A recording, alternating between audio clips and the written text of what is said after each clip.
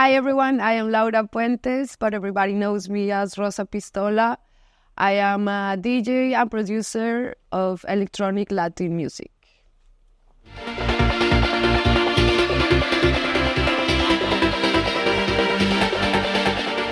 I party a lot. I party a lot in my life. But yeah, there was some point when I had bigger dreams and I had to fight for them. No, that's good. I always tell to young people that music business is gangster business. It is. Yes. It is. If you compare to hip-hop, I mean, Suge Knight and Death Row, etc., they were gangsters. Of course. And also I come from like a reggaetón scene, so it's also very like gangster. And in Mexico, everything is gangster, so it is.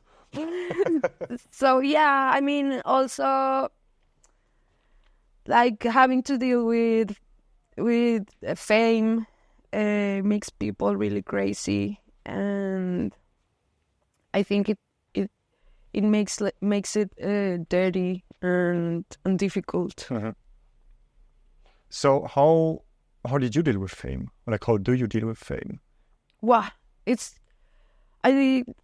difficult. I try to go to therapy sometimes and deal with these hardcore emotions because, of course, I feel proud of myself and I think I have accomplished a lot. And I want to be happy about that and enjoy that feeling. But also, this can also take you to another place where you feel that you are greater or better than the other humans, and this can make you be like rude or not the best yourself that you can be with others, because you also need like to be humble. Uh-huh. And not everyone knows everything and everyone makes mistakes, so you have to make a balance between all these feelings. And I try to read all I can about this subject. There are a lot of books that talk about how to deal with mental health during touring. And I think it's important, like, younger artists also try to inform themselves about this. And talking with someone, but with someone professional, not just like any hippie or your friends. No, Especially not after the show, not after party. Exactly. No, you have to go with a professional person that understands these subjects. And also I found that not any therapist will understand this kind of job. It's very specialized. Yeah. So I found and like in agencies, because when you work in a healthy environment, usually your management, it's gonna tell you to go to therapy sometimes. Uh-huh. Because you get lost all the time in this. 100%. So they usually work with a sports therapist, like soccer players. Uh-huh. And people that had to deal with fame and doing like hardcore work with the body, because we don't do like sports, but we have to stay up the whole night and don't eat well and travel when you don't sleep, and then get to another place and maybe just have 5 minutes to do a shower and then go back again to give a show where you are 1 hour or 2 hours sweating and giving everything you have, and then going to the hotel where there's no one and you have to deal with solitude. So it's a lifestyle that it's not for everyone, and maybe not all therapists understand this, because usually a therapist will tell you, well, stop what is hurting you, no? But you as a musician or as an artist, you're not going to stop, 100%. So you just have to learn to deal with this in the better way. Or maybe they're going to tell you, if you're not sleeping, well, try to find more time to sleep, because you're going to die if you don't sleep. But everybody knows that in our work, we don't sleep, and that's a fact, and that's something you choose. Uh-huh. So you just have to learn to deal with your body and maybe do some breathing, some shit to help you control your body. and don't faint. How do you deal with all these emotions? And like, do you have a healthy routine, or like how do you keep yourself up during this whole time? I try to be healthy. I try not to stay all the time at the parties. I don't feel ashamed or guilty about sleeping in the day, because sometimes you take a lot of naps and then you're like, oh, maybe I am depressed or I am not enjoying the light or the day. But if you work in the night, you have to sleep in the day. So it's okay if you take 30 naps in the day. That's a lot. Yeah, I know. But sometimes when you have been touring for months and that's the only thing you're thinking about, like sleeping. Yeah, it's okay not to feel guilt. So things like that. And socially wise, how do you deal with jumping from one gig to the other, the traveling and like being surrounded, like back to what we were saying before about the, like this constant change of people? Yeah, but about my specific case, I've always been a lonely wolf.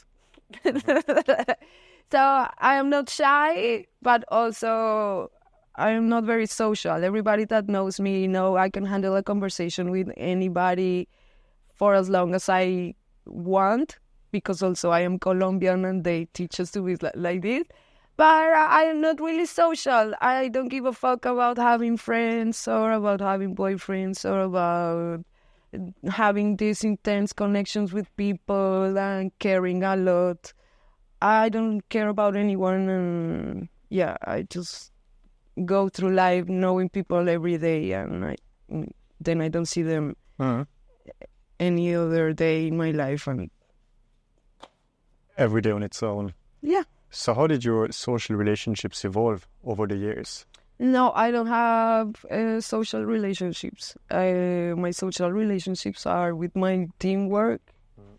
And of course, I have friends that are my friends and they understand my job. And when you have a real friend, time doesn't exist, I agree 100%. So you don't need to catch up every week or every month. No, and they know I love them, and I know they love me. Good. And in some important moments, like really emotional moments, maybe I do come to them and they know they can also come to me.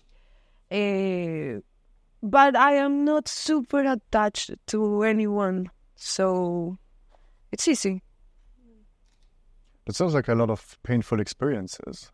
This work is intense. It's not for everyone. That's why, there was a time when I was more competitive and I was thinking all the time like, oh, I have to be the best.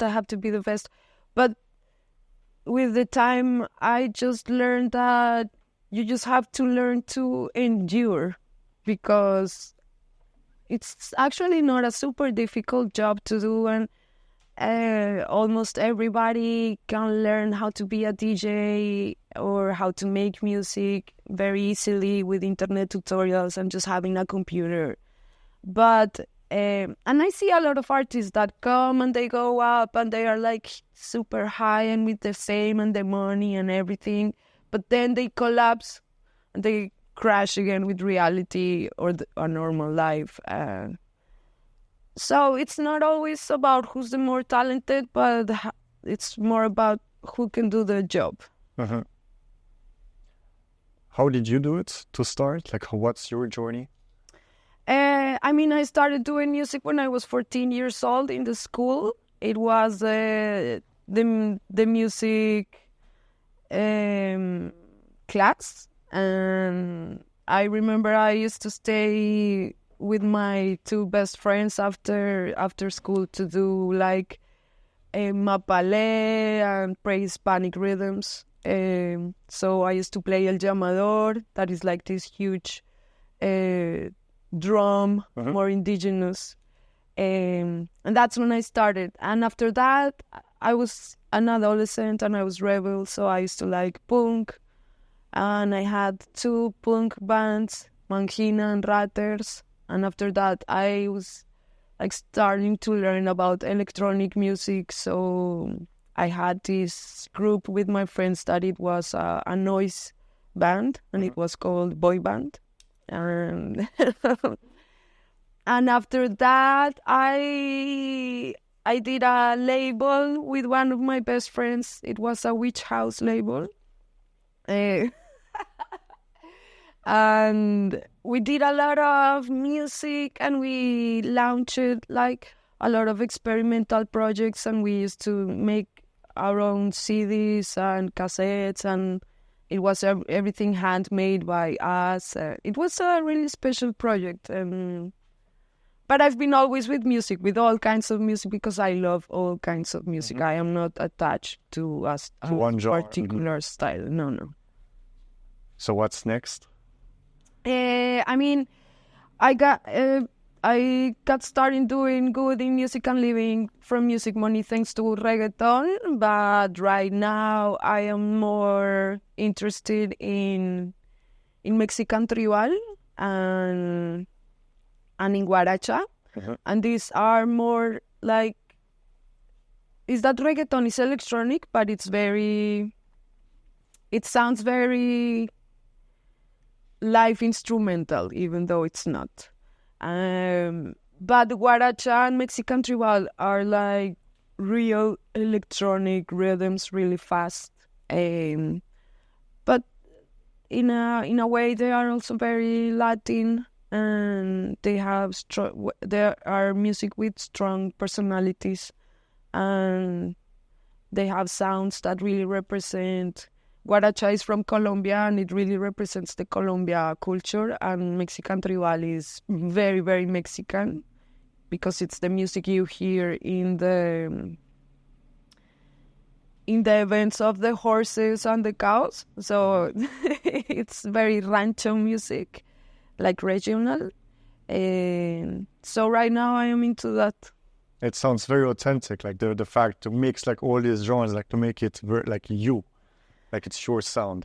Yeah.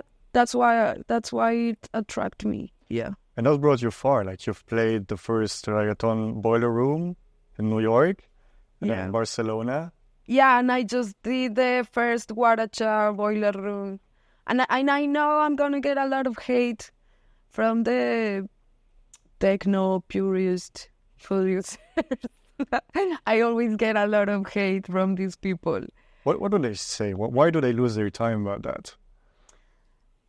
I get it, because the rhythms I like and I usually propose for these events are very, in Spanish we would say chaca, and it's like very ghetto style, maybe not super well done, and it's not sophisticated and elegant.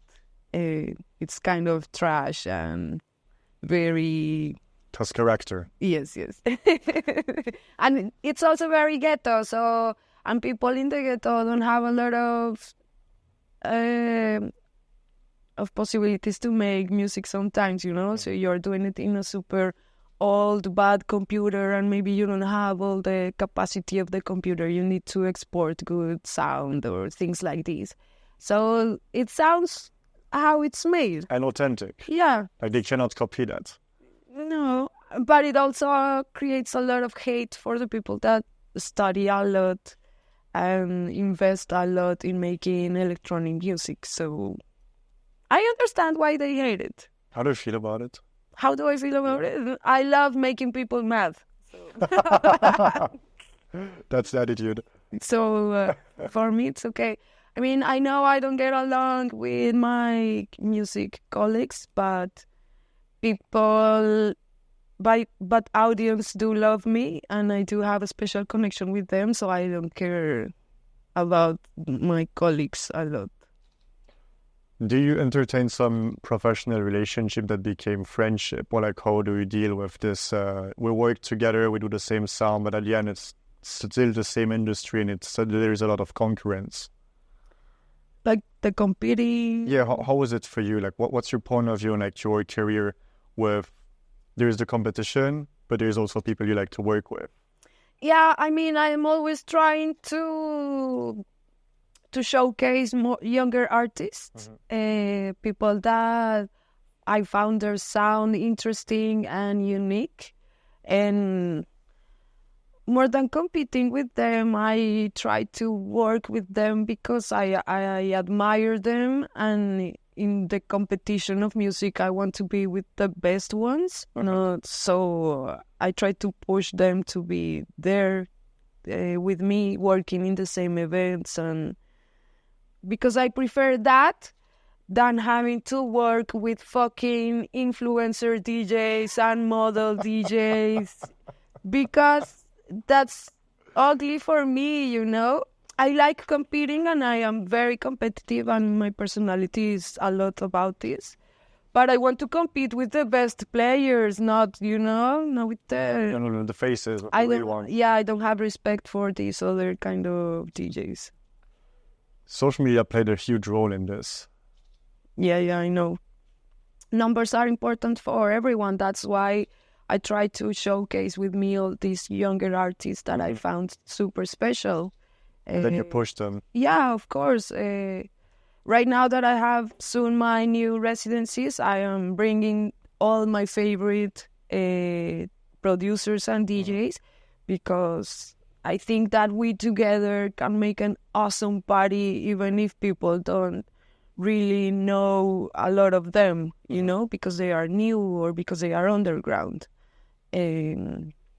But I mean, if you go to a party to listen like the popular radio music, then it's not interesting, 100%.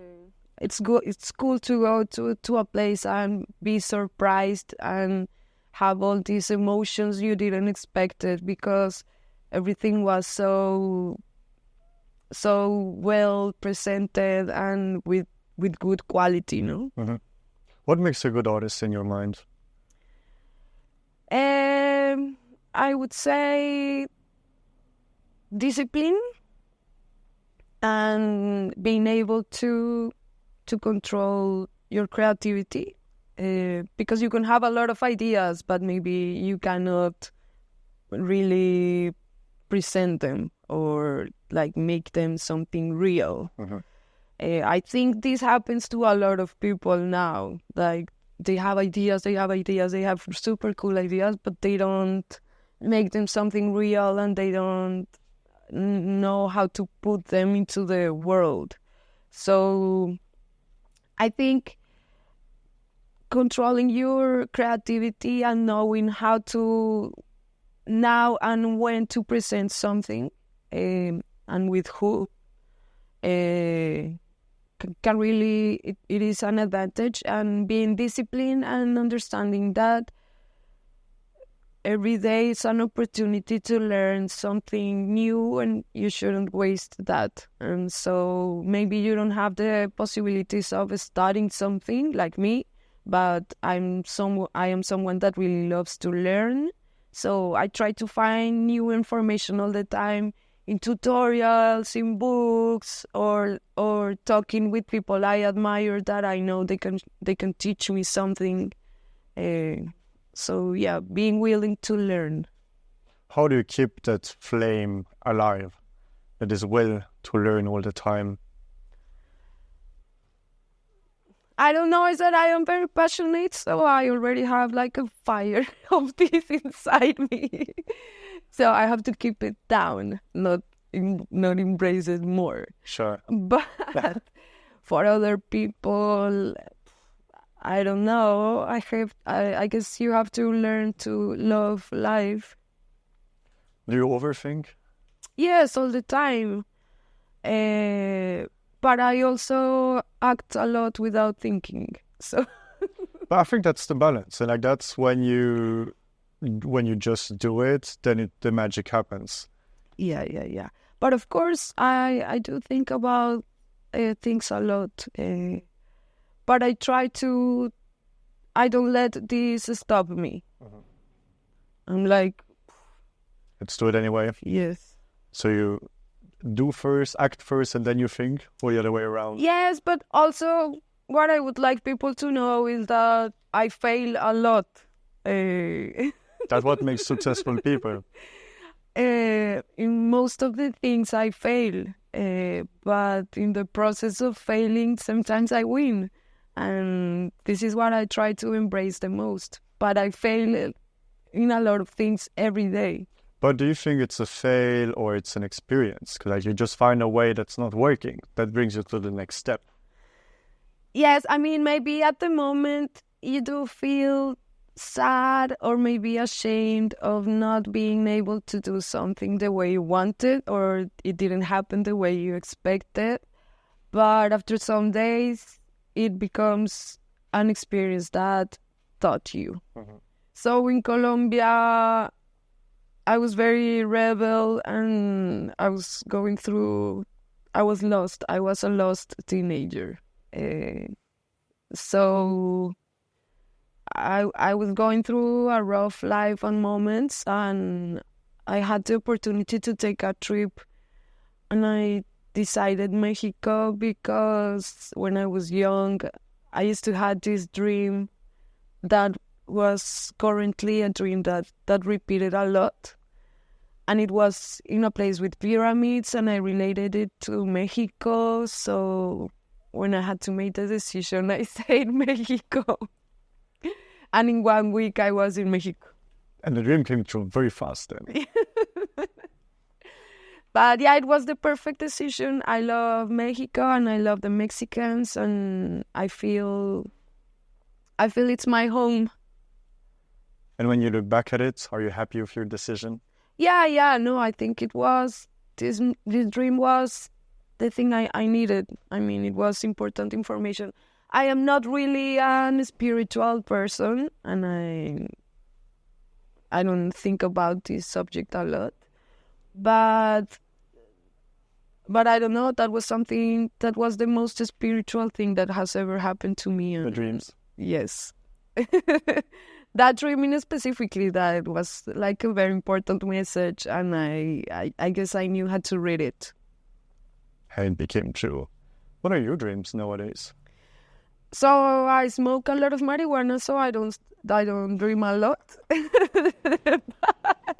But right now that I've been touring, I haven't been smoking a lot, and I've been dreaming again, but I don't know. Dreams are kind of traumatizing, so I think I prefer not to have them. Yeah, no, it's too much information for me. So they reflect what's happening inside. I don't know. I don't think so, because this shit is crazy. I don't know. Welcome to Therapy Session.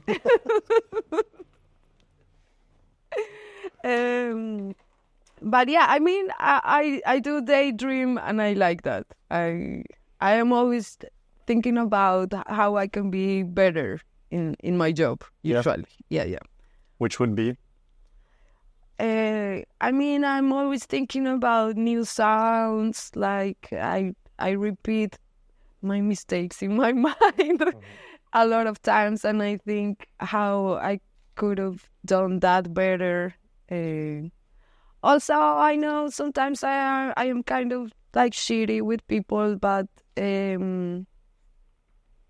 so I try to think about how I can be better. I do think about how I can be better all the time. What's your creative process then? I mean, that is, since I spend a lot of time by myself, I am always thinking about the next thing I want to do. Also, I am really obsessed with YouTube tutorials, and I like watching tutorials about all the subjects in the world, and this really helps me to think about different angles. Uh-huh. I really like I like carpenter tutorials. Like, I don't know why this really excites me. It's random. What you doing? You want to build a house? I mean, it really, it makes me thinking in a lot of different ways. Also, I've been watching a lot of how to use cement in houses. Cement? Yeah. Okay. Like the different textures and what's the proper mix to make it super strong. And you can just say you have bodies too high. That's okay. We got it. But yeah, these kind of things, like, they set a mind of thinking, and I think it's good for organizing ideas. It's a very interesting source of inspiration to look at completely random stuff. I really like simple things. And usually the people that really attract me are super simple people. So I feel really attracted by this, because in my world and my friends and in my work, everybody is so special and they have like so much personality, and so when I see something simple, it really hits me. Sounds like a good balance. I mean, it's needed. Yes. And you can keep up with that? Yeah, but because I really try to go to therapy and talk to professional people about the things that are happening in my head. Like now. Yes, and I think that people really need to do this when they have these kind of jobs, because it's super toxic environment. And the ego things and the night,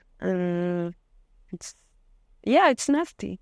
Where is the limit for the ego, like, to keep your personality and like to embrace the artist that you are?